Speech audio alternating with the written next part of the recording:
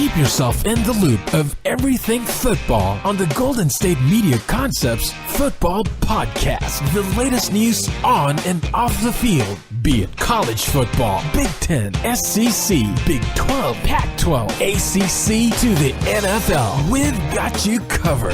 Listen to the Golden State Media Concepts Football Podcast.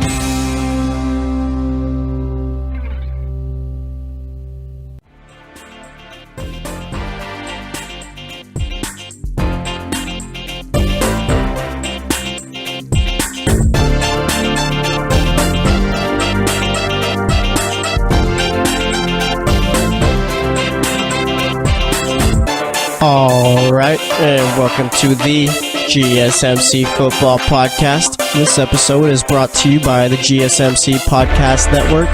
And as always, I'm your host, Jesse Tapia. All right, today's show, this is how it's going to go down. All right, we're starting off talking about Larry Fitzgerald coming back to the Cardinals for a 15th season. All right, we're going to talk about him. And then for the rest of the show, we're going to, for the second and third segment, as you know, for Tuesday's show, we talked about teams who haven't won a Super Bowl and talked about who's closest to winning it, what they need to do to win it. So that got me thinking. I was like, that was a pretty nice little segment we did there. I really enjoyed it. So what we're going to be doing for this segment and just going forward till we cover every team is talking about what teams need to do in order to win Super Bowls. All right. So we started off with teams who haven't won Super Bowls. We did that on Tuesday. And then for these two segments, we're going to be doing them. We're going to be talking about teams, like pretty much bad teams. All right. We're going to do like into tiers, okay? We'll talk about teams like the Jets. We'll talk about the Giants. Let's see, who else? What should we talk about? Yeah, we'll do 12 teams, so let me tell you what teams we're talking about. Jets, Giants. We'll go with the Bears, the Bucks.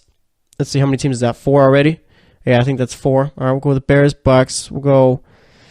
Again, we're not talking about the teams that have not won a Super Bowl yet because we already talked about those. We'll talk about them. We'll talk about the Broncos. We'll talk about Dolphins. I think that's 6 already, and we'll figure out the other 6 after that because, pretty much just we'll figure it out as we go. All right, so we'll be talking about those teams to start, and then, like I said, for the next couple of segments, we'll be doing the other teams too. So let's get it started. Larry Fitzgerald, let's talk about him. Let's talk about him coming back for his 15th season. Let's talk about him being one of the best receivers of all time, all right?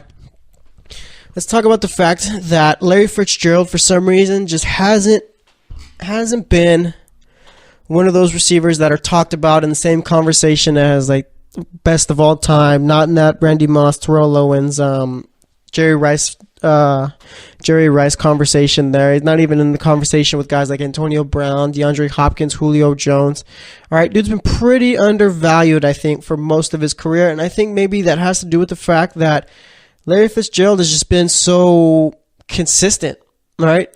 Dude's been one of the best receivers in the league year after year, pretty much since he's been in the league. I think that was he got drafted in 2004, I believe. Let me double check these stats from Larry Fitzgerald. Yeah, been in the league since 2004. Dude's been extremely good since he's been in there. I mean, his rookie year had 58 receptions for 780 yards and 8 touchdowns. All right. Second year had over 100 receptions, had 1,400 yards, 10 touchdowns there. And look at his last 3 seasons, dude. He's had 109 receptions, 107 receptions, and 109 receptions again, over 1,000 yards each year, and had 9 touchdowns, 6 touchdowns, and 6 touchdowns the last 2 years, all right? Dude has been pretty much lights out since he's been out here. Dude's the Tim Duncan of the NFL, okay? Tim Duncan was in the league from, 1996, I think it was, to 2016, 2015, and was one of the best players. I guess towards the end of his career wasn't one of the best, but nonetheless wasn't a guy who was holding the team back or anything like that. It was still very productive. It's just other players passed him up. And I kind of think that's where Larry Fitzgerald is at now. I mean, Larry Fitzgerald's extremely productive, but you guys like Antonio Brown, Julio Jones, DeAndre Hopkins, all those guys better than him right now. All right, but like I said, I don't think Larry Fitzgerald, unless I'm just not remembering correctly, I don't think Larry Fitzgerald has ever been in that conversation as one of the best receivers in the NFL. All right, yeah, people when they talk about Larry Fitzgerald, oh yeah, he's one of the best receivers, stuff like that. But when it's time to have that conversation, he's never in it. He's just, people say nice things about him. I think that's what it is. All right, they just say nice things. They don't really say that, oh yeah, he's on the same level as an Antonio Brown or anyone else. All right, that's never really something that's brought up. All right, and I think that, I'm not sure if I think that's fair, or obviously it's unfair because just the numbers he's been putting up, but I'm not sure really what it has to do with more. Is it just the fact that he's never Like, the Cardinals have never been a team that were in the playoffs year in, year out. Larry Fitzgerald's just been a guy who has done his job and pretty much, because as a receiver, I mean, it's not like the quarterback position. You can't go and elevate anyone else, like pretty much elevate everyone's player around you, I guess, besides the quarterback. But like, you can't go and you can't lead a team to a playoff run or anything like that. All right, it's usually the quarterback. The only player I've ever seen, just other than the quarterback, lead a team to the playoffs was Adrian Peterson that one year. I think he ran for over 2,000 yards. All right, had Christian Ponder as his quarterback. Wild. All right, wild. The fact that the Vikings got to the playoffs with Christian Ponder as their quarterback. But nonetheless, getting back to Larry Fitzgerald, like, yeah, he just really hasn't been a guy who's made the playoffs year in and year out. Did play in the Super Bowl, did play well. All right, but other than that, really not much to playoff success. And I think that's maybe why people don't talk about Larry Fitzgerald enough, don't really regard him in that top tier of receivers. Because like I said, people, as far as his talent goes, people will tell you all the time, yeah, he's a great receiver, all that. But just when it's time to have a conversation, he's not being brought up. All right, and I think that does have to do, too, with just the lack of playoff success, but also has to do with the fact that, I mean, Arizona's not really the biggest media market, all right? Not really the greatest place if you want to get your name out and stuff like that. All right, if he was if he played for the Jets, the Giants, the Eagles, the Patriots, or any of those other big markets, I mean, Larry Fitzgerald would be he'd be talked about all the time, no doubt. But since he's playing for a team like Arizona, I mean, it's Arizona. No one really considers Arizona a big media market.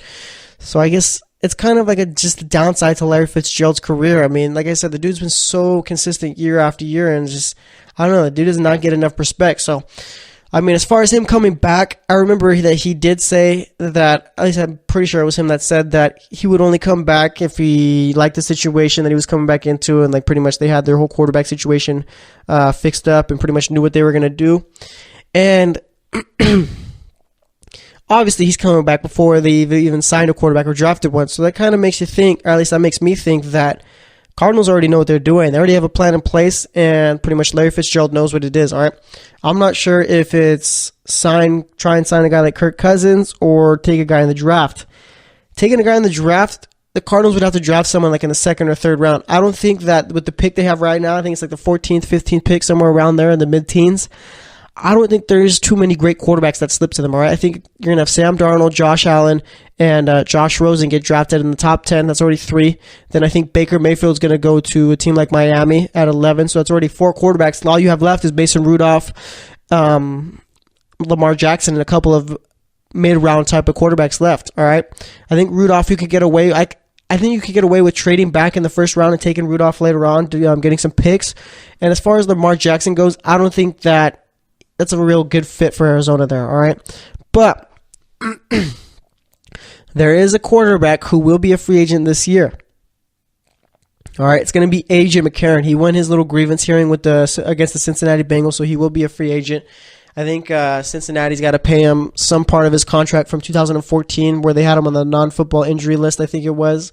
They got to pay him that plus interest. So, I mean, A.J. McCarron's looking pretty good as far as that goes.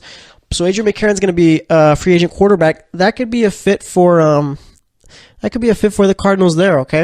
A.J. McCarron, in the little bit he showed, he's a pretty decent quarterback, all right? I think he played in a playoff game. I think he won that game. I think it was against the Texans. Can't remember exactly, but nonetheless, he played well, and I think they won that one, all right? A.J. McCarron isn't a guy I don't think that's going to be thrown for over 4,000 yards, over 30 touchdowns, or anything like that. I think that he is a younger version of Sam Bradford, all right? Sam Bradford is probably the safest quarterback in the NFL right now, meaning pretty much he's not going to be terrible, but he's not going to be great, all right? He's going to do just enough to where you have an opportunity to win, all right? He's not going to win you games, but he's going to keep you in games, all right? And I think that's what A.J. McCarron could be, okay? A.J. McCarron, just from what I've seen him play, not the best or anything like that, but nonetheless a guy who's not going to lose you a game, and he's not going to go out and win you a game throwing for over 400 yards and 3 touchdowns or anything like that. All right, so he's a safe option. I think what the Cardinals need right now is just safe. Okay, you already got David Johnson in the running back in the backfield. You got Larry Fitzgerald coming back for another year, and then you got a defense that, yeah, it's getting up there in age, but you do have some young guys out there that could pretty much create a nice little balance for you. All right, so A.J. McCarron, as far as fitting in with the Cardinals, I think that'd be a nice little pickup. And speaking of Sam Bradford, I mean, Sam Bradford would be a nice little pickup there too. The Cardinals just need a quarterback who isn't going to do too much, isn't going to hurt them. All right, Maybe they could trade for a guy like Nick Foles, but if you think about it, I mean, Carson Wentz tore his ACL, what was it, week 14, week 15? That takes about a year for you to get healthy from. A year from now, about a year, it's been a couple months, I guess, 10 months from now, where are we? All right, we're mid-season in the NFL, okay? And do we think that Carson Wentz is going to be ready week 1? I don't think so, all right? I think if he was ready week 1, that means either he does like an Adrian Peterson type where he just miraculously heals like crazy, or the Eagles are rushing him. If I'm the Eagles, I'm not letting Nick Foles go anywhere, okay? Because if Carson Wentz isn't going to be my quarterback week 1, then I know my team is good enough around the quarterback to win some games without Wentz, obviously, but you need that quarterback who's going to help you win games, be Nick Foles, okay? You can't let him go if Wentz isn't healthy by week 1. Otherwise, the Eagles are going to get off to a bad start, and they're going to struggle. And I know this is all way too early predictions and stuff like that, but nonetheless, I mean, you can't get rid of a surefire quarterback like Nick Foles as far as playing with the Eagles if you don't know what your situation is looking like at quarterback as far as Carson Wentz goes, all right? So like I said, Nick Foles, I've said it before, Nick Foles would probably be the perfect fit for the Cardinals, but I just don't see the Eagles letting him go just because of the fact that Wentz isn't going to be completely healthy. But like I said, with Larry Fitzgerald deciding to come back so early before they do anything in the draft or free agency, the Cardinals have to know who their guy is going to be at least, all right? They have to have obviously when the draft comes, you can't really know for sure who it's going to be, but if they're thinking free agency, they have to know who their quarterback is going to be, because as far as let's talk about Alex Smith getting traded to the Washington Redskins, all right? Alex Smith knew a few days before the trade even went down that he was going to the Redskins, all right? He already had a long-term contract extension ready for him as soon as the trade went down, signed that, all right? So he had to know about a week before that he was going to the Redskins, okay? And that's one thing about the NFL. Everyone knows what's going on a week before we know what's going on, okay? We're the last to get the news. Don't ever forget that. Whatever Adam Schefter breaks as far as news, everyone knew that before Adam Schefter told us about it, all right? I'm not sure. It's kind of weird how it all works, too. It's pretty much just like, I don't know. It's just everything happens before we see it happen, if that makes any sense whatsoever. But as far as the Cardinals go, all right, good for Larry Fitzgerald coming back. I mean, last year the dude had 109 receptions, had over 1,100 yards, had 6 touchdowns, averaged 10 yards per catch. So, I mean, he hasn't really slowed down. If I'm Larry Fitzgerald, I mean, why even think about retiring if you're playing at this level? All right, third all time in NFL receiving yards. And just like I said, I mean, the dude just has not he just hasn't taken a dip in play, all right? He's just getting older. Let me see, how old is Larry Fitzgerald? Let me see if I can find that out right here. Larry Fitzgerald is currently 34. If I'm Larry Fitzgerald, I'm going to play till I'm bad, all right? I understand some players want to be like, I don't want to have that little dip in my play, kind of like the Kobe Bryant season where you're complete garbage and you take 50 shots in your last game, score 60 points, but then let's take 50 shots. So you don't want to do that, but I mean, as far as Larry Fitzgerald, like I said, it's not looking like the dude's his play is taking a dip. He's, like I said, the last 3 years, he's gone 109 receptions, 107 receptions, 109 receptions, over 1,000 yards each year, had 9 touchdowns 2015 and 6 the last 2 years. So if I'm Larry Fitzgerald, I'm playing till whenever, all right, till I don't have a 100-yard reception season. All right, so we'll see what he does, though. Again, I mean, it's looking like maybe this is going to be his last year coming back, or maybe it's going to be like a Ben Roethlisberger type of thing where he just entertains the question year after year, but ends up coming back. So we'll see how it all ends up for good old Larry Fitz. But for the next segment, we're going to be talking about teams who pretty much talking about lower tier teams, talking about what they need to do to win a Super Bowl and how close they are to winning a Super Bowl, if that makes sense. So stay tuned, and we'll be right back. Are you looking for help for your fantasy football team? Check out the GSMC Fantasy Football Podcast. Get today's best advice on who to start, who to sit, even who you should draft. From sleeper picks to red-hot lineups, they got it all covered for you. That's GSMCpodcast.com/fantasy-football-podcast. We'll cover traditional leagues, dynasty, PPR, even IDP leagues. When you need fantasy help, there's just one show to hit up. Don't forget to like them on Facebook and follow them on Twitter. Visit GSMCpodcast.com for more info.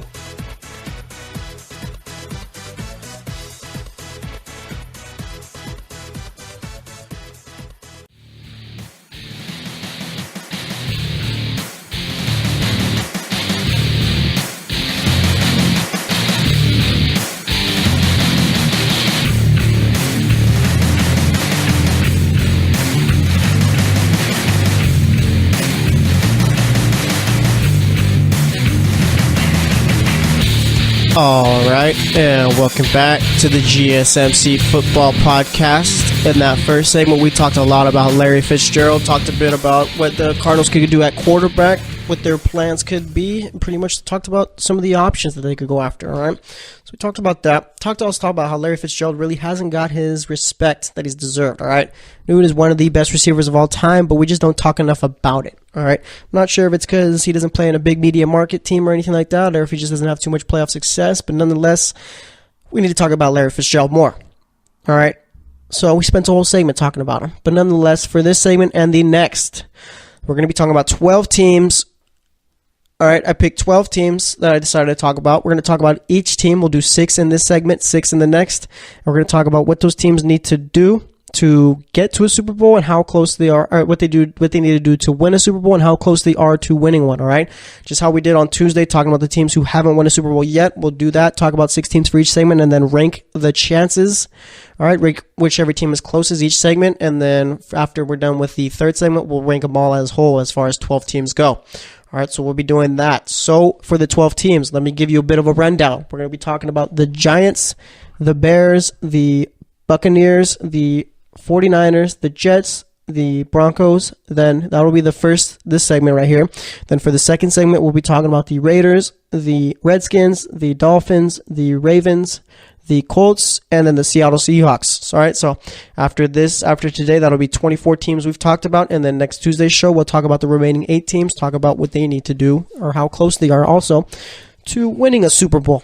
All right, so we'll be doing that. So let's start off with the Giants, okay?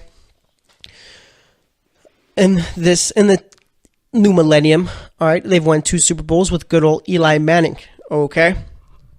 Played well. Tom Coughlin helped get him there. Now, so much since he left, Giants have really done too much, right? I think last Super Bowl came in 2012. Since then, they've been an average team, I guess. Last year had a terrible year. The whole, Ben McAdoo, that whole experiment didn't work, all right? Dude looking like a middle school teacher and then turned into a Sopranos character in his second year. Nonetheless, like I said, it just didn't work out, okay? So now here we are.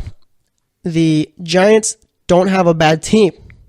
They had a bad locker room culture, all right, this past season, but the team wasn't that bad as far as overall talent.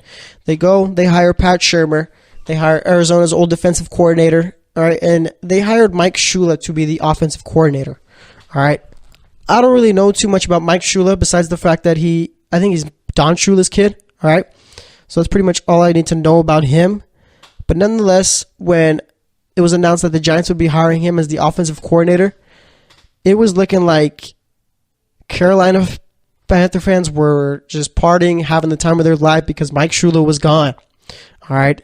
And it's looking like he's not very well liked in the league, all right? From writers, analysis, and fans, people don't really take to Mike Shula too well, all right? Again, I'm not sure why or anything like that. I mean, as far as Carolina goes, their offense has not been the best, so I guess that's why right there. All right, but nonetheless, he's going to be the offensive coordinator for the Giants. All right. So what do the Giants need to do now in order to get back to the Super Bowl and win it? All right. Well, here's the thing, okay? Obviously, you got to wait for Odell Beckham Jr. to get healthy, Brandon Marshall to get healthy. You need a running back. You need to fix up the offensive line a bit. It's looking like Eli is going to be the starting quarterback for the next 2 seasons, unless he stinks it up. And you need to fix up that defense, okay? And I think that as far as the defense goes, it's more of you need a better coach out there, which they got, and you need to change the culture out there, which I think they will, all right?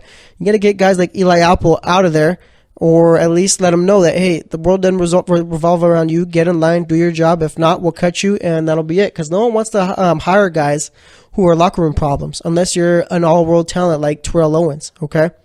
No one wants that. And Eli Apple, let me tell you this much, is not an all-world talent, all right? Did not really do too much. So what do the Giants need to do? The Giants need to draft, if they're planning on going with Eli Manning as their starting quarterback this year, I say you go and you draft Saquon Barkley, okay? You go and you draft Barkley. Because if you want Eli Manning to be your quarterback, then actually, I don't know. I feel like they're gonna. I feel like they should draft Barkley if the plan is to keep Eli Manning as a starting quarterback. But I think that they might go with Josh Rosen. All right, just to be a guy that you could group under Eli, because I don't know. It's kind of weird. The Giants are good enough to win now, I think, but it all depends on what Eli Manning could do. Okay. Eli Manning kind of had a down year this past season, but if Pat Shurmur can kind of sharpen him up a bit, get him back to where he was, because I know Eli Manning's like, 35, 36 at least, looks like he's becoming an old man, but nonetheless, if Pat Shurmur could fix him, then, or at least thinks he could, then I say go with Barkley and have one of the best offenses in the league, right? Because you got Barkley playing running back. You don't need Eli Manning to do too much. And even when you need Eli Manning to throw the ball, you're still going to have Brandon Marshall and Eldo Beckham Jr. out there. And don't forget, they got Sterling Shepard and Evan Ingram too. So you know what? Yeah, that's what I'm doing if I'm the Giants. I'm drafting Saquon Barkley, building up the defense, and I'm going to trust in my defensive coordinator to pretty much sharpen up everyone again and change that culture as far as they go. Because you had to suspend 2 corners this past season. And you had Eli Apple. You got Landon Collins calling Eli Apple cancer to the team. So, I mean, you got to fix that up. But nonetheless, I mean, the Giants aren't too far off, okay? So that's all I got to say about the Giants. As for the next team, let's talk about the Chicago Bears. Real young team that's rebuilding right now. Hired a new head coach, hired Mark Herzlich to be the offensive coordinator. And what was his name? Matt Nagy is going to be the head coach for that team. You got Mitch Trubisky, who's going to be your quarterback. Hopefully for the Bears, going to be their franchise quarterback. You got a top 10 running back in Jordan Howard. Your receiving corps isn't looking too good. Offensive line is so-so. They hired the offensive line coach from Notre Dame to go coach their offensive line. And I kind of like that hire too, because you got Notre Dame's pumping out first top 10 pick offensive linemen year after year, all right? It's ridiculous. So you hire a guy like that, maybe he could do a good job in the NFL too. And as far as the defense goes, I mean, they're young, but they're quick, and they don't really let you get too much on them, all right? They force turnovers, and like I said, you're really not getting too far. If you catch the ball, you're going down right there. So as far as what the Bears need to do to get back to the Super Bowl, pretty much just develop Mitch Trubisky, okay? Get the ball to Jordan Howard a bunch of times, and find a way to get a number 1 receiver, all right? Because you know what? This free agency class for wide receivers is not the best, all right? We talked about free agents, I think it was last Thursday's podcast. Let me see if I can look through this. I know Jarvis Landry is going to be a free agent, but still trying to work out a deal with the Dolphins. I think Allen Robinson is going to be a free agent, but it's looking like the Jaguars might franchise him or just lock him up to a long-term deal. Let's see. I got the list right here again. See, you got guys like Sammy Watkins, Terrell Pryor, Marquise Lee, Dante Moncrief, Paul Richardson, Mike Wallace, Eric Decker. This free agency class for receivers isn't too great. So I think the Bears are going to have to go out and find a receiver in the draft and pretty much figure it out from there, because like I said, I don't really like these receivers in free agency. If Miami lets let's Jarvis Landry walk, then that's a nice little fit for him in Chicago. That'd be a nice little number 1 receiver there, right? Yeah, he's more of a slot guy, but nonetheless, the dude's has had 400 receptions in his first 4 years. No other receiver has done that. Put into context, the last 4 years, I guess, since Landry started, only one other receiver has had more than 400 receptions, and that's Antonio Brown, all right? So Landry with the Bears, that'd be a nice little pick up there. So if they let him walk, if I'm the Bears, I'm going getting Jarvis Landry, all right? That'd be a perfect option for Mitch Trubisky to throw to, okay? And let's see, like I said, maybe if you get a guy like Landry, then you can draft Quentin Nelson, the offensive guard from Notre Dame. Bring him back with his offensive line coach. That'd be a nice little spot for him there. And like I said, pretty much just need to start building up the team for Trubisky to succeed, okay? And you got to develop that defense a little bit more. I like where the Bears are headed. I think they're going to be a nice little wild card contending team. Don't think they'll make the playoffs or anything like that. They'll probably win 7 games, I think, maybe 8. If they win 9 games, then that's a great season for them. But nonetheless, I think they're going to be pretty good this season as far as a rebuilding team. Then you got the Tampa Bay Buccaneers. All right, the Buccaneers have a whole lot of problems. All right, you got to figure out what's wrong with Jameis Winston, why he can't just be smarter, and why he's always making these knucklehead turnovers. You got to figure out what to do at the running back position, because year after year, Doug Martin's running numbers have gotten worse. All right, Mike Evans, they haven't talked about a deal yet. You got to figure out what's going on with him.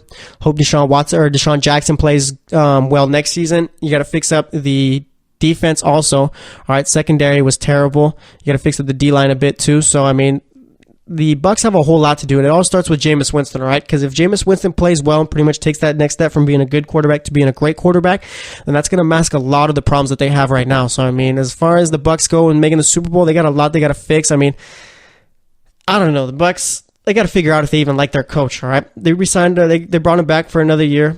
They brought him back for his second year. Crazy to say.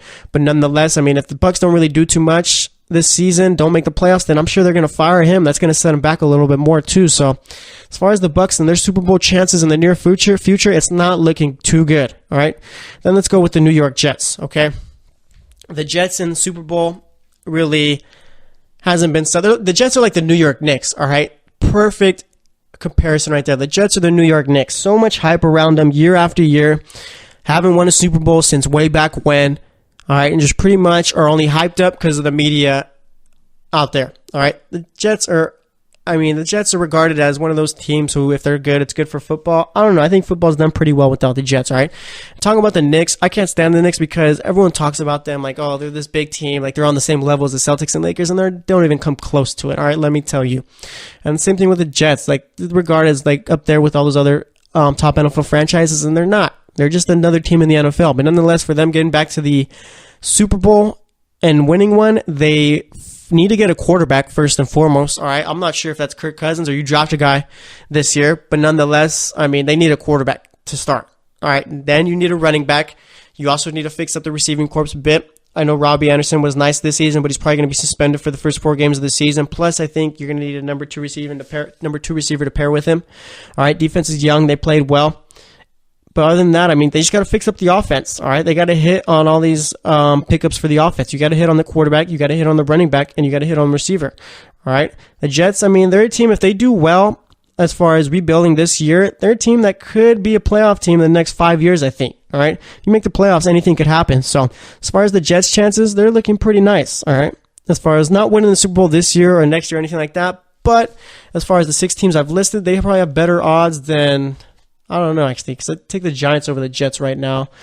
All right, let's talk about the last 2 teams, and then we'll do the rankings, actually. So let's go with the Denver Broncos, okay? What's their Super Bowl chances looking like getting back and winning another one? Last time they won one was 2013, I believe, when they... Was it 2013? Yeah, 2013 when they beat the Panthers, okay? Or was that 14? I think that was 14. Can't remember exactly. 2012 was when they lost to the Seahawks. 2013 is when the Seahawks lost to the Patriots. Yes, it was 2014. All right, these last 2 years have been complete wastes. John Elway completely screwed this up. All right, they should have been competing for Super Bowls this last 2 years, at least being in the playoffs year after year, but John Elway doesn't know how to scout a quarterback or pick one, okay? So I think this year they got to go and they got to get Kirk Cousins. They get Kirk Cousins, and that's a playoff team right there. They're still pretty young. Most of their players are in their prime still. Looking like they're going to be getting rid of C.J. Anderson, but I mean, as far as running back goes, I mean, teams don't really treat that as an important position, so they'll be fine. If you get Kirk Cousins and he plays well, then that's a team who can go out and win a Super Bowl within the next couple of years, all right? Because like I said, you still got a defense who's still pretty young. The only reason they struggled so much was because of the fact that they were on the field the entire game, it felt like, all right? Brock Osweiler, Trevor Siemian, Paxton Lynch, not guys you really want to count on. So as far as Denver, I mean, they need to get a Kirk Cousins and make something happen with that 5th pick in the draft. So I think that their chances as far as getting back and winning one are pretty good, I think, as far as the teams I'm talking about, obviously, all right? And for the final team of this segment, we're going to be talking about the San Francisco 49ers, all right? The San Francisco Jimmy G's, okay? Recently signed Jimmy G to a 5-year, $137.5 million contract. Big time move right there by the front office, all right? You needed to get that done. Now, what do you do? All right? As of right now, Jimmy G, from how he played, makes them a playoff contender, okay? I know it's early. I know he's only had 7, 8 starts, I think, in his NFL career. But he looked good. Now you got to start building a team around him, all right? You need to start getting solid receivers. I know that they have guys out there that they like, but let me tell you this, none of them are number 1 receivers, okay?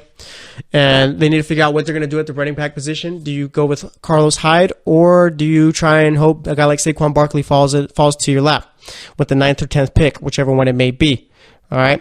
And as far as the defense goes, you're still pretty young. You got to figure out what you're doing with Reuben Foster, though, because he's dealing with some legal issues right now. And like I said, if it doesn't end well for Foster as far as the legal issues, and they say, oh, whatever, yeah, he's got to pay a fine or do some community service. I think the 49ers cut him, so you might need to figure out what you do at the linebacker position. If I'm the 49ers, actually, I'm drafting either Tremaine Edwards or Edmonds, or is it Edwards or Edmonds? I think it's Edmonds. Yeah, Edmonds from Virginia Tech or Roquan Smith out of Georgia. All right, I think that's one pick that they have to make with that 9th or 10th pick. You have to get one of those linebackers because, like I said, you don't know what's going to go on with Reuben Foster. And even if they decide to keep Reuben Foster, then pairing him with one of those linebackers in the draft would be disgusting. So, the 49ers aren't far off from contending. Like I said, re-signing Jimmy G makes them a playoff contender already. And if you start building around a good team and Jimmy G is the real deal, then they're not far off, like I said. So let's rank them, all right? Let's start from the bottom. I'm gonna start with the Bucks at the Jets at number 6, the Bucks at number 5, the Bears at number 4, the Giants at number 3. I'm gonna go Denver.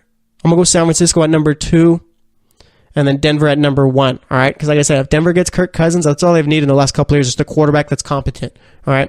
So that's what I think as far as those teams and their chances winning a Super Bowl, all right?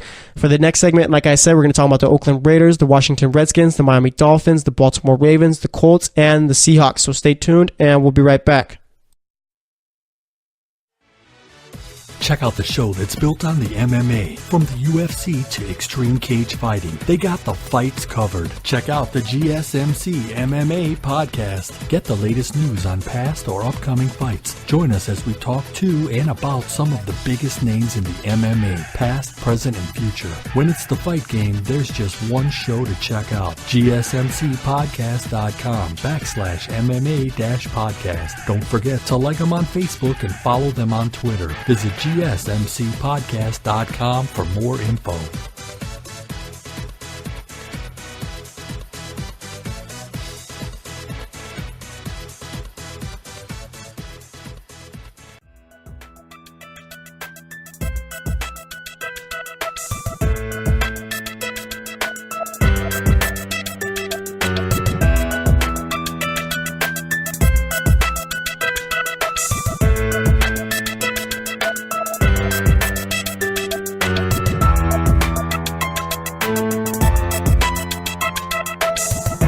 All right, and welcome back to the GSMC Football Podcast. All right, for that last segment, we talked about the Giants, Bears, Bucks, 49ers, Jets, and Broncos. Talked about their chances of getting back to a Super Bowl and winning one. Ranked them. I think I ranked it this way. I had the Broncos at number 1, 49ers at number 2, Giants at 3. I think I had the Bears at 4, Bucks at 5. That could be switched. I got to double check it. And then I had the Jets at number 6. All right, for this segment, we're going to go Oakland, we're going to go Washington, we're going to go Miami, we're going to go Baltimore, Indianapolis, and finish it off with Seattle. All right, so let's get into it. Let's start off with the Oakland Raiders. Okay, what are their chances looking like winning a Super Bowl anytime soon? Let me say this, all right? Their chances of winning a Super Bowl isn't going to be in Oakland. It's going to be in Vegas, I think, okay? Raiders got 1 to 2 more years left in Oakland, and that's tragic. I'm still not happy about it. All right, the Raiders should have never left Oakland. If anything, moving back to LA, but moving them to Vegas is the ultimate money grabbing, greedy move of all time. All right, Mark Davis is trying to get his pockets filled. I understand it. He's a big businessman, but as far as football goes, Oakland should not be leaving California. Okay, but nonetheless they are, so we got to deal with it. So let's talk Raiders. Let's talk about how their defense was probably by far the worst in the league. Okay, terrible. Secondary got burnt. All right, best player was Khalil Mack. After that, it was a big drop off. So, what do the Raiders need to do to get back? Obviously, from what I just told you, they need to go and actually learn how to get a real defense, draft real defensive players. Okay, because yeah, they were young. That defense was young, but they showed no signs of development. Let me tell you that, okay? None whatsoever. 0. Okay, so they need to fix up that defense first and foremost, and it's going to take a while, all right? Because like I said, they got to fix up everything about the defense, I feel. You got to fix up the linebackers. You got to fix up some of the D-line, all right? And you got to fix up that secondary, all right? And that's not you also got to figure out what you're doing at the running back position because Marshawn Lynch, he is all right. All right, you got to figure out what's going on with Amari Cooper's hands. Maybe have him see a specialist or something. Maybe him and Markelle Fultz are hanging out with the same people because both are a bunch of head cases, I feel. Because as far as catching the ball in the NFL, if you get like a drop problem, I feel like that's more of a mental thing than it is an ability thing. All right, obviously you don't make it to the NFL if you can't catch the ball before in college or anything like that. So, and it's not like Amari Cooper has had problems with drops a lot in his career, but this year was just bad, I feel like. It was bad. All right, you got to figure out what you're doing. Michael Crabtree, too. Are you going to keep him or are you going to let him go? All right, but as far as the Raiders, I mean, they're still pretty set on offense. All you got to do is teach Amari Cooper how to catch again. All right, Michael Crabtree was a nice little player for that offense. Big on third downs, big on red zone opportunities. All right, Marshawn Lynch, I think they need to give him the ball a lot more than what they did this past season. Derek Carr, he had a down year, I feel, due to the fact that his back was fractured, I think, for most of the season. It had to be. I mean, the dude fractures his back, misses a week, and comes back after that. And that's where the Raiders messed up there, all right? There's too much. They put way too much pressure on themselves to get a Super Bowl before they leave Oakland, or make the playoffs at least. So I think they messed up there as far as Derek Carr. Should have just sat him. Okay, should have sat him and pretty much waited and see until he was healthy. Because, like I said, I know that they want to win in Oakland before they leave, but it's not worth the risk of putting your franchise quarterback in danger. All right. So yeah, they got to fix up the defense first and foremost, and then pretty much, I mean, just little tiny things on the offense, and they're good. All right, the Raiders they were the most disappointing team in the NFL this season, but it's not like they have no talent, all right? They have talent. It's just you got to fix up some things here and there, all right? So that's what I think about the Raiders.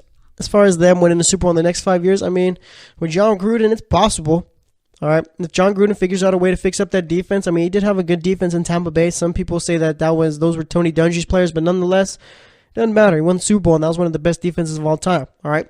So if John Gruden can figure out a way to fix up that defense within the next couple of years, then, I mean, the Raiders' chances of winning Super Bowl within, let's say, the next 5 years are pretty good, I would say. All right, so that's it about the Raiders. Let's talk about the Washington Redskins, okay, the Fighting Alex Smiths. So their chances of winning a Super Bowl, it's not happening within the next 7 years, next 5-6 years, okay? Alex Smith is a good quarterback, but they don't have the talent on that team to go out and get a Super Bowl win, all right? And that team is young, and they have talent, so I think they're going to be around for a while, but they don't have Super Bowl talent. All right, tight ends are getting old. One really hasn't been the same since Cam Chancellor lit him up, talking about Vernon Davis, and the other is pretty much a walking bag of glass. As far as the receivers go, they're not nothing to write home about. Running backs, I mean, for some reason there's a curse on those running backs because they get hurt week after week, it feels like. And like I said, you finally got a good quarter. Well, you got good quarterback before, but I like Alex Smith, I think, better than I like Kirk Cousins. As far as the defense goes, I think it was a pretty good defense this year. Maybe you fix up a couple of things, but other than that, I mean, you just got to get better on the offensive end for the Redskins, all right?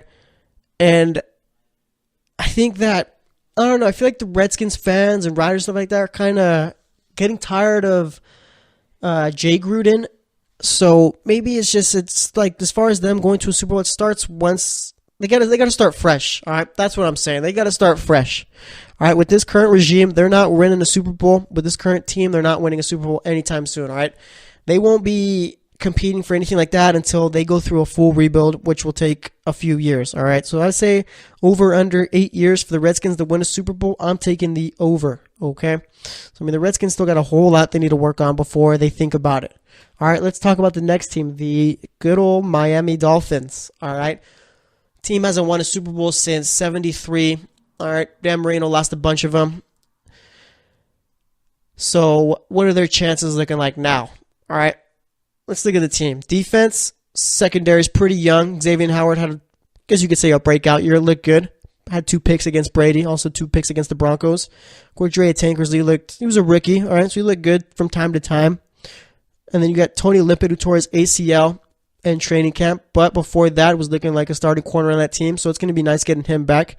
Your safety position, you got both of those locked up, Rashad Jones, TJ McDonald. Linebackers, actually let's talk D-line first, right? D-line getting older, but Charles Harris had himself a nice little year.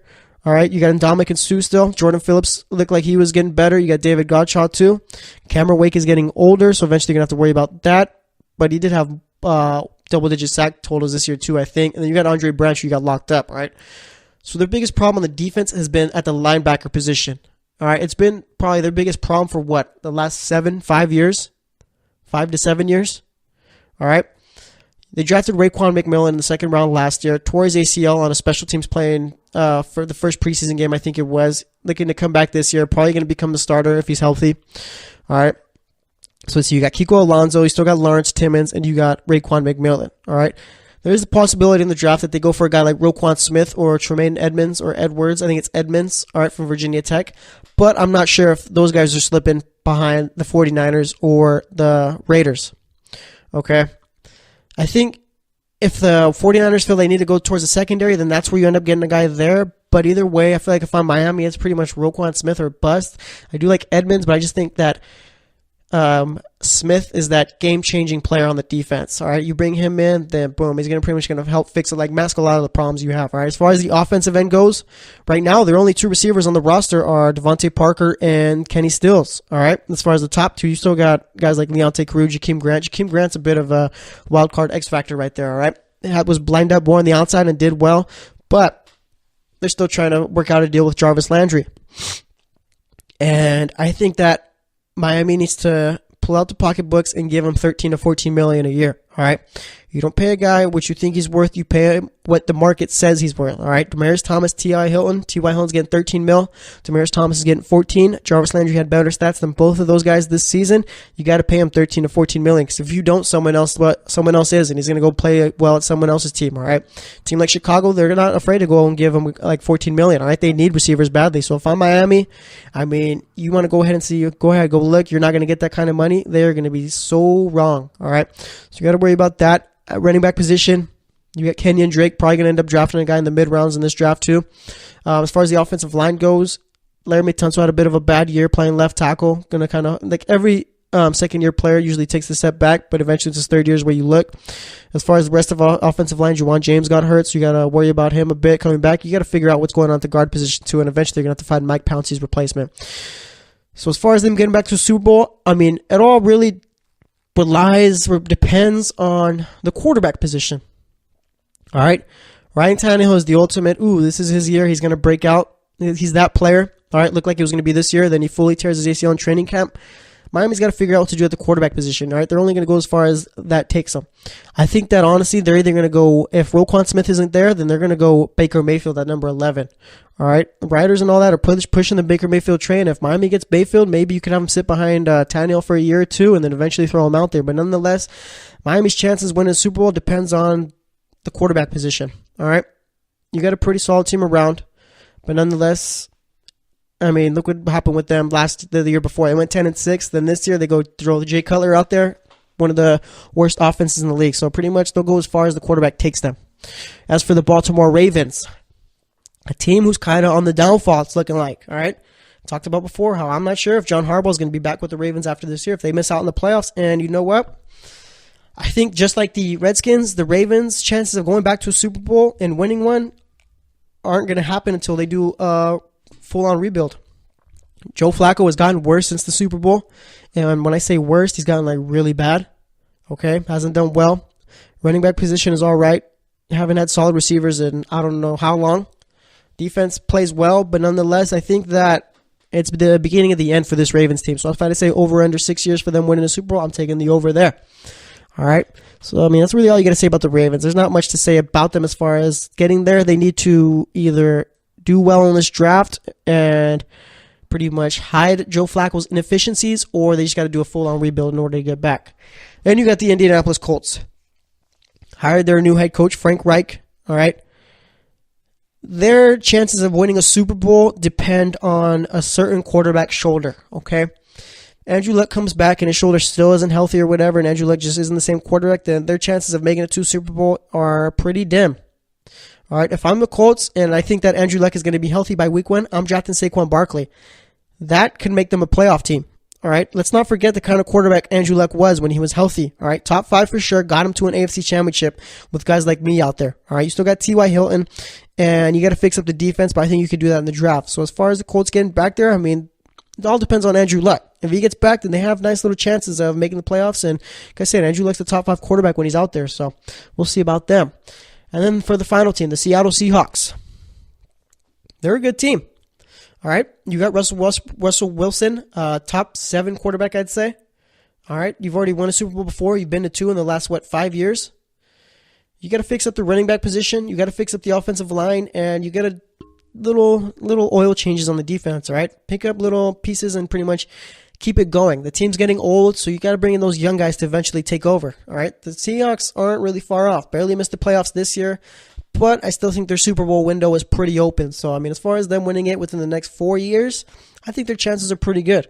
All right, so those are the 6 teams I talked about. Now let's rank them. All right, I'm going to go for the 6 teams I talked about. We'll go Seattle at number 1. We'll go the Raiders at number 2. The Colts, I'd put them at number 3, but that's only if Andrew Luck is healthy this season. So I'm going to say Andrew Luck's going to be healthy by week 1. I'll put them at 3.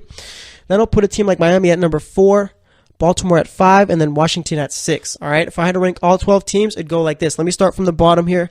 All right, I'd go with the Jets at number 12. All right, this is going to be tough. All right, I got the Jets at number 12. Then I'll go Washington at number 11. The Ravens at number 10. Bucks at number 9. The Bears at number 8. Let's see. Let's go the Miami at number 7. I'll go at number 6. We'll go with the Colts at number. Let's say 7 Miami, 6 Colts. We'll see. We'll figure out. I kind of lost my place. So at number 5, let's see how many teams I got. We got Oakland left, Denver left, San Francisco. That's 3. The Giants, and then Seattle. All right, so we got 5 teams left. All right, at number 5, I'll go with the Raiders. Then we'll go with the Giants at 4, the 49ers at 3, Denver at 2, and then to round it out, we'll go with the Seattle Seahawks at number 1. All right, so those are my rankings for teams closest to winning a Super Bowl. So that's going to wrap it up for this segment. Next up, we're pretty much going to talk about whatever comes to my mind as far as football. All right, it's the offseason. We're going to get creative, so stay tuned, and we'll be right back. Check out the show built around the women of MMA. From the UFC to the extreme cage fighting, we got the fights covered. Listen. It's the Golden State Media Concepts Women's MMA Podcast. The latest news of upcoming fights, discussions of previous matches. Join us as we talk to and about the biggest names in women's mixed martial arts. Past, present, and future. When it's the women's fight game, you know where to listen to. The Golden State Media Concepts Women's MMA Podcast.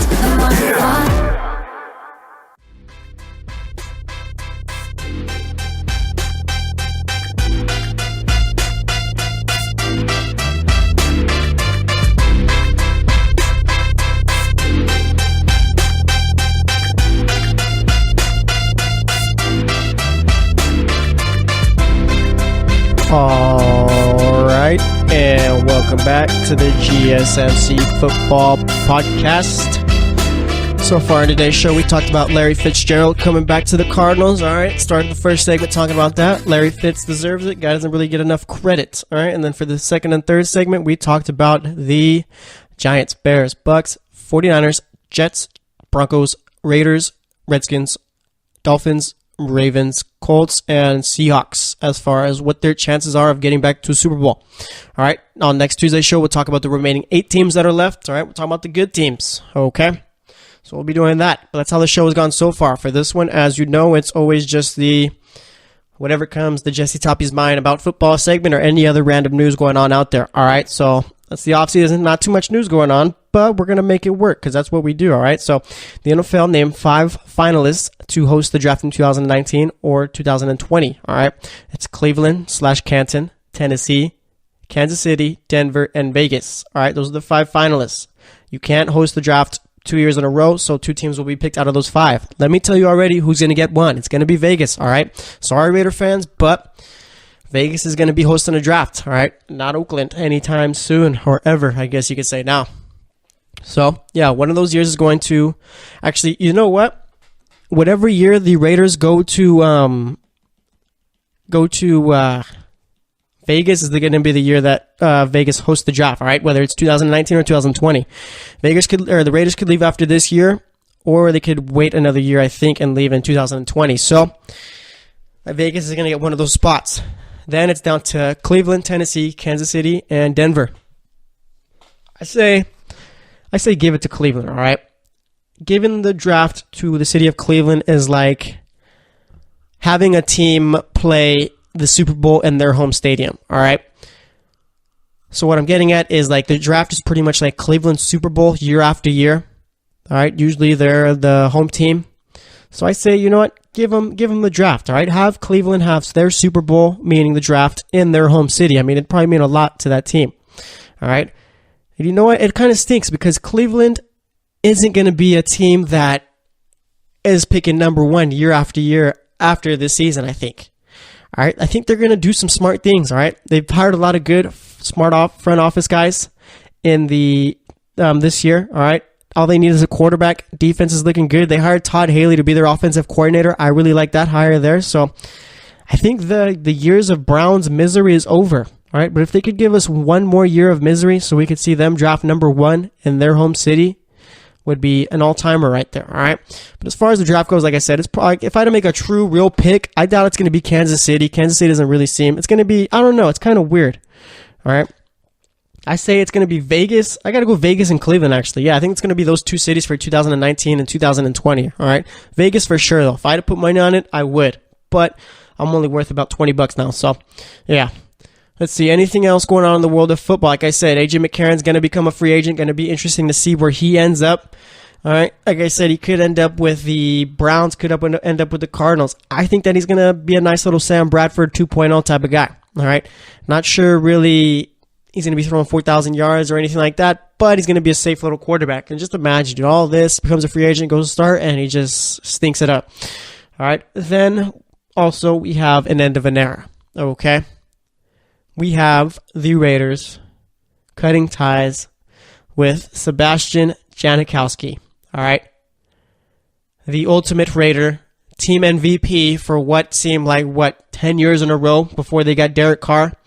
I remember it was always either going to be, it was always jokes too. It was either him or Shane Leckler as the team MVP from 2002 to whenever Derek Carr got drafted, I feel. All right. So it's over. He's not coming back to the Raiders. Okay. Dude is probably a top 10 Raider all time. That's hilarious, too, because he's a kicker. But yeah, top 10 Raider all time. Let's see. Is he trying to... I'm trying to read the article here. Maybe he's trying to... He said he intends to keep playing. All right. His agent said that he's at 39. He's too young to retire. And that kind of makes sense, too, because you've got guys like Adam Vinatieri, who's about 70 years old, still kicking out there. Let's see who else is pretty old. Let's look at the kickers, all right? We're going to talk kickers in this last segment because that's what we do. We share it everyone. Let's see, kickers in the NFL. I don't know if I'm going to be able to find the ages, too, because it's going to be a while. Let's see. Oldest. Let's see if we can find it out. Let me see. I don't know if we're going to be able to do it, you guys, but nonetheless, let's see. 40 and over club, oldest players in the NFL. Maybe we got it here. It's got to be like a list of kickers, dude, because kickers just do not go anywhere. Oh, yeah, so Phil... Oh, yeah, it's a thing of kickers, all right? The first four oldest players in the league are kickers, all right? You got Adam Vinatieri, who's 44, so yeah, he's like 70 years old. Phil Dawson, who's 42, all right? They could be a year older now, but I'm pretty sure it's 42 now, all right? Then you got Matt Bryant, 42 years old. Shane Leckler, 41. And, Shane Leckler's not going anywhere, dude. That's a Raiders legend right there. Now he's with the Texans. The Raiders got to retire his jersey. And I'm just being completely joking right now, by the way. And you got Janikowski at 39. So Janikowski's still got a bunch of years ahead of him, dude. Kickers have, the ultimate careers, dude. If you're a good kicker, you could be around for as long as you want. Like I said, just look at Adam Vinatieri, dude. The dude's 70 years old, still out here kicking the ball through the uprights, all right? That's crazy, dude. Adam Vinatieri's probably going to be a Hall of Famer. It's ridiculous. I don't know. If Adam Vinatieri's a Hall of Famer, do you think that when it's all said and done, is Justin Tucker a Hall of Famer, the kicker for the Ravens? Dude does not miss. Let me see if I can find Justin Tucker's kicking stats, because this is ridiculous. He literally does not miss whatsoever. I think the only miss he had this season was a blocked field goal. Let's see, Justin Tucker's stats. I don't think I've ever looked up a kicker's stats before, but we're in the offseason, so this is what we do. All right, let's see. All right, yes, we got it right here. All right, 2012, he started his career. First year, he made 30 out of his 33 kicks. 2013 made 38 out of his 41 kicks. 2015 was a down year too. 2014, he only made 29 out of his 34. 2015 only made 33 out of his 40 kicks. And then the last 2 years, dude's been money. All right. Actually, 2016 was the year the only kick he missed was blocked. All right, 2016, I was 38 out of 39 kicks made, and then 2017 made 34 out of 37. All right, let me see Adam Vinatieri's numbers. All right, let's compare side by side. Adam Vinatieri stats. I love how they got kicker stats up here, dude. All right, so Vinatieri's been around since 96. That's a long time. All right. Started off with the Patriots. First year. I'm not going to go through every year. All right. I'm just going to go through the recent ones. Let's see. I don't know. I can't go through this. It's way too many years. I can't go through 17, 20 years worth of stats, however many long. All right. But this past year, Vinatieri kicked 29, made 29 of his 34. The year before that, made 27 out of 31. 2015, made 25 out of 27. 2014, made 30 out of 31. So, yeah, Vinatieri, he's a good kicker. All right, as far as Justin Tucker becoming a Hall of Famer, now that I think about it, he's not going to because of the fact that Vinatieri has those clutch moments. All right, Vinatieri has kicked game-winning field goals in the Super Bowl. All right, Justin Tucker has not. He's just kicked in the Super Bowl. All right, so as far as Justin Tucker making it to the Hall of Fame, he's got the kicking numbers, but he's just like Matt Stafford. All right, Matt Stafford's got the Hall of Fame numbers, but he needs those playoff accolades. Yeah, is that what they called? I don't know. He needs that playoff success. So that's it for kickers right there. I think we're gonna let's see. No, we still got more time in the show. What else should we talk about today? I don't know. There's not much going on in the NFL right now. I saw too that Matt Ryan was the only quarterback to play every single snap for his team. And that's pretty good for a quarterback, because if he's the only quarterback to do that, obviously that means that the quarterback position, I guess you could say, is one that is difficult to play. Let me see. There's only 32 players who took every snap this past season. Let me see if I can find that out, because that's actually pretty interesting to me. Or is this just a Matt Ryan article? Let's see. All right, so it was the offensive linemen were the ones to do it. All right, for the non-offensive linemen. All right, so yeah, for the 32 players, only 4 of them did not play offensive line, okay? Those players were Christian Kirksey, Cleveland Browns linebacker, or they were linebacker, and Joe Schobert, also a Cleveland Browns linebacker, and also New York Jets linebacker Demario Davis. That's pretty good, actually, for linebackers to play, because linebacker position is probably one of the toughest to play in sports. All right, but yeah, good for Matt Ryan playing every snap this season. All right, let's see. In 2016, 4 quarterbacks played every snap: Drew Brees, Eli Manning, Kirk Cousins, and Matt Stafford. So, it's good for Matt Ryan to play every snap. But that's where we're going to wrap up today's podcast. All right, today we talked about Larry Fitzgerald coming back to the Cardinals for another year. Talked about 12 teams. Talked about their chances of making it to Super Bowl and winning it anytime soon. Split those up in the second and third segments. And for this one, we talked kickers, we talked AJ McCarron, we talked possible draft hosting cities, and we talked players who played every snap. So thanks for listening to the GSMC Football Podcast. As always, I'm your host, Jesse Tapia. We'll be back next Tuesday, so stay tuned till then, and we'll talk to you later. You've been listening to the Golden State Media Concepts Football Podcast, part of the Golden State Media Concepts Podcast Network. You can find this show and others like it at www.gsmcpodcast.com. Download our podcast on iTunes, Stitcher, SoundCloud, and Google Play. Just type in GSMC to find all the shows from the Golden State Media Concepts Podcast Network, from movies to music, from sports to entertainment, and even weird news. You can also follow us on Twitter and on Facebook. Thank you, and we hope you have enjoyed today's program.